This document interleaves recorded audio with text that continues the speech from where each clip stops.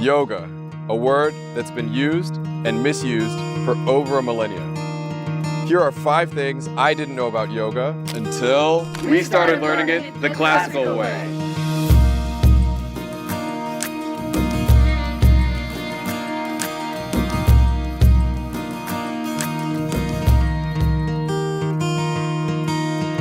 Number 5.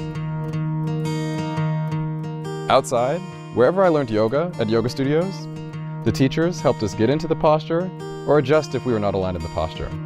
But at Sadhguru Gourokulam, I was so surprised to see no teacher ever physically adjusted anyone. No one touched another's body.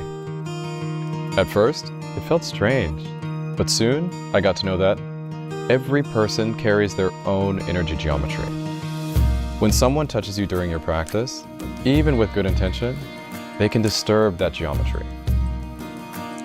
Yoga is about aligning your own system, your body, your mind, and your energies into a certain balance.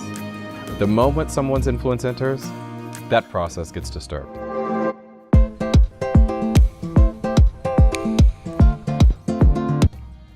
No. We don't do this during the practices.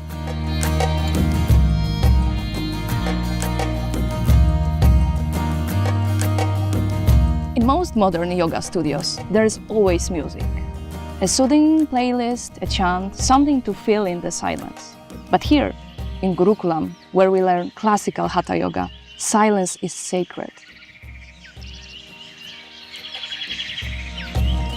The moment sound enters, your awareness goes outward, following the beat, reacting to the emotion. But yoga means turning inward.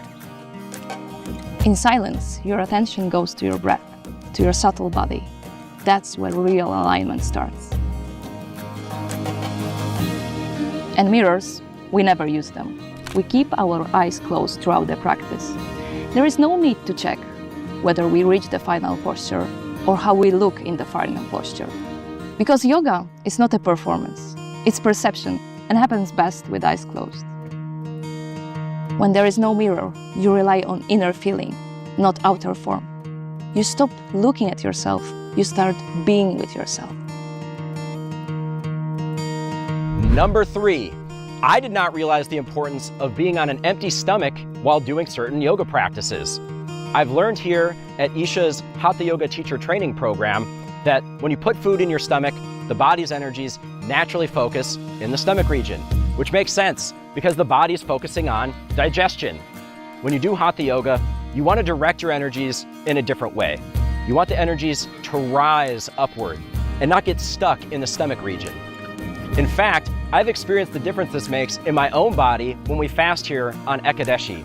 I notice my body feels more light, more vibrant, my energies are moving, and I get into the postures much more easily.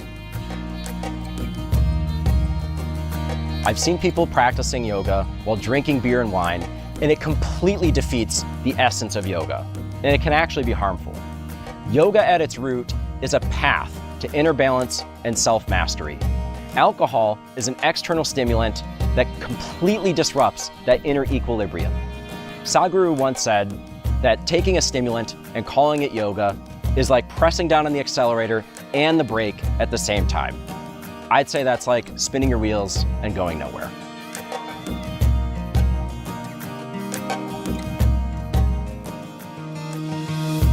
I used to do hot yoga before, where you would do yoga in a heated studio, and it would make us really sweaty. So I thought it was a great workout. But guess what? I learned that doing Hatha yoga is ideally practiced in the cooler hours of the day. So just before 8:30 a.m. or after 4:30 p.m. where the temperatures are below 32 degrees Celsius. Practicing in the midday heat can actually cause the internal heat or ushna to rise, which leads to cellular damage. So for me, hot yoga is out of the question. And FYI, yoga is not a workout, it's an inner process. Number 1.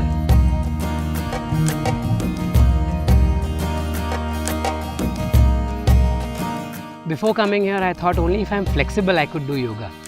If I could bend more, I must be progressing. But then, in the beginning, even though I was so flexible, I was still restless inside. Eventually, I learned that physical flexibility is useful, but it's not the goal.